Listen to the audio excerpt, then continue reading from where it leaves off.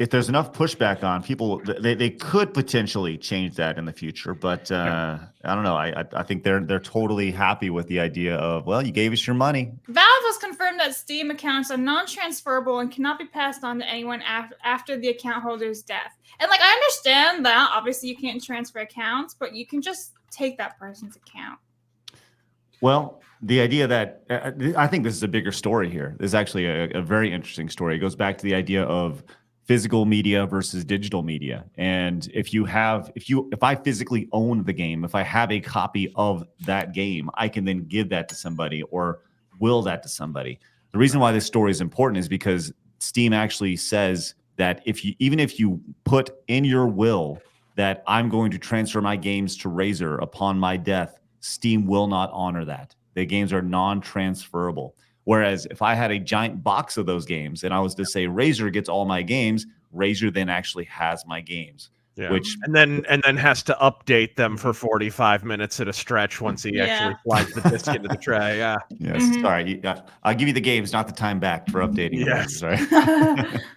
But yeah, I think this is it's an important story to talk about because it goes back to the digital versus physical aspect of things. And I think this is one of those things that not many people have really thought about when it comes to the digital ownership of these games, quote unquote ownership, whether this is on Steam, whether it's on PlayStation Network or Uplay or whatever. When you die, where do these games go? Because at the end of the day, it goes back to, I think you're just renting. You're renting these games for a period of time. And the fact that you don't actually own them and I can't pass them off to Blabs is insane to me. It's crazy. It's sad when Facebook has a better policy than Valve. Sam, yeah, when you put it like that. But also, Steam is really shit too, because when you first create your account and you put a name in there for like account name, that is it. It can never be changed ever again. So like for me, someone else had created my account for me and it's like basically their name. And it's stuck like that forever. And so I had to like change it so everybody else sees, like Blabbering Collector or whatever. But the actual account name is an actual person's name. Yeah. Then, like, what is it? Why were you so offended? What is it, like drunken whore or what? No, it's really weird because like it was like basically given to me. Like the account was created by this person who was then given to me.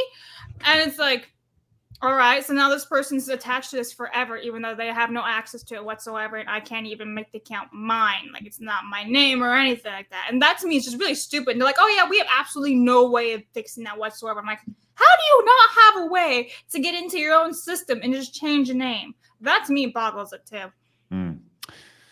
Well, I think that's something that if there's enough pushback on people, they could potentially change that in the future. But I don't know. I think they're totally happy with the idea of, well, you gave us your money. Congratulations. Now we don't have any responsibility after you did. Sorry, bro. I'm the last person to say there should be a law for that or argue for legal intervention. But I do think that there is going to be a bevy of court cases down the road about what you actually own when it comes to digital rights. And I think it needs to happen.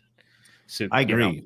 I think that without going too far into it, I think our legal system, there's a lot of things that we have not adjusted to in the last 20 to 25, really since the internet became a thing, a prominent thing that really needs to be caught up on when it comes to digital ownership, when it comes to, even things like doxing and information like that.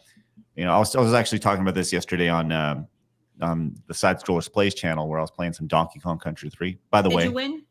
No, but I'm kicking ass. But the title said. I'm gonna tell you this right now. The title lied. Clickbait. I love Donkey Kong Country 3. I love it.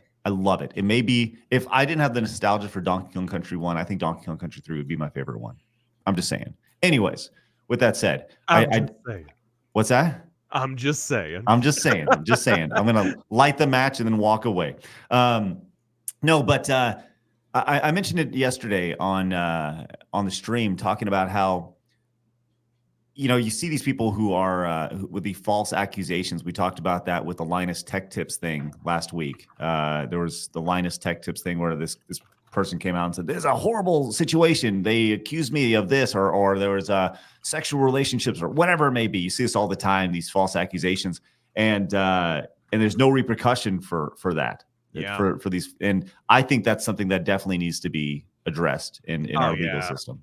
For sure. You combine the ready availability of the internet with an entire generation of women who are running around with a fully engorged case of BPD. It's like, forget about it, right? And you add kind of the culture, the cancel culture itself, right? Fueling that. Forget about it. It's like a bunch of ticking time bombs that are just waiting to go off at any given company at any given time. You've seen it happen at several. We've seen it happen in the last 15 minutes, I'm sure. Yeah, for sure. I mean, every day it affects somebody, and there's no accountability, none for these false accusations and stuff. And I think that's something that definitely needs to be caught up.